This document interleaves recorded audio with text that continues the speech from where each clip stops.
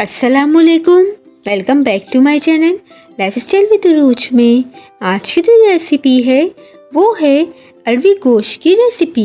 जिस तरह से मैं इसे बनाती हूँ तो इसकी रेसिपी मैं आज अपने यूट्यूब फैमिली के साथ शेयर कर रही हूँ।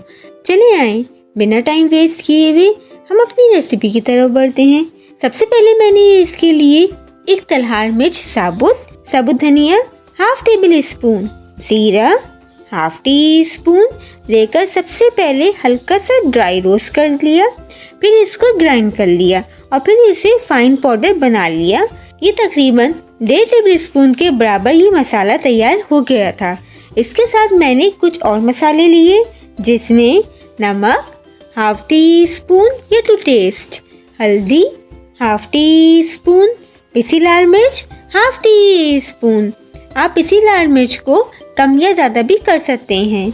और कुछ मैंने साबुत गरम मसाला लिया जिसमें एक बड़ी इलायची, दालचीनी का एक टुकड़ा, तेज़पत्ता, 2 लौंगे और 3 से 4 काली मिर्चें लीं।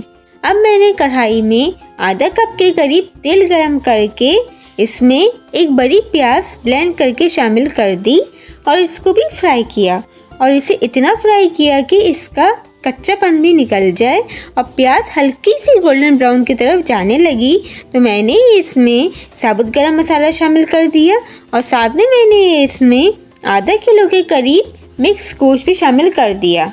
फिर इसमें लहसुन अदरक का पेस्ट हाफ टेबल स्पून के करीब मिलाकर गोश्त को अच्छी तरह से फ्राई किया।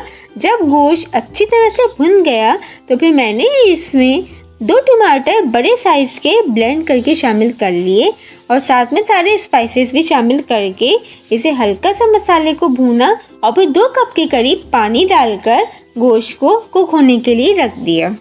45 से 50 मिनट बाद गोश्त अप्रॉक्स 95% तक कुक हो गया था तो फिर मैंने इसमें 1 पाव अरवी भी शामिल कर दी और साथ में 1/4 कप दही भी शामिल करके मिक्स कर दिया और मज़ीद 13 से 15 मिनट के लिए ढक कर कुक होने के लिए रख दिया ताकि अरवी भी पक जाए। और जो गरम मसाले का पाउडर था वो भी मैंने पिंच स्प्रिंकल कर दिया।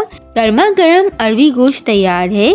फिर मैंने इसमें ऊपर से बारीक कटी हुई हरी मिर्चें, हरा धनिया और अदरक डालकर और गर्मा गर्म घर की फुल्का रोटी के साथ सर्व किया। और अगर आपको मेरी वीडियो पसंद आई हो तो मेरे चैनल को लाइक, शेयर, सब्सक्राइब और कमेंट करना मत भूलिएगा और कमेंट में मुझे ज़रूर बताइएगा कि आपको मेरी रेसिपी कैसी लगी और अपना बहुत सा ख्याल रखिएगा, दुआ में याद रखिएगा।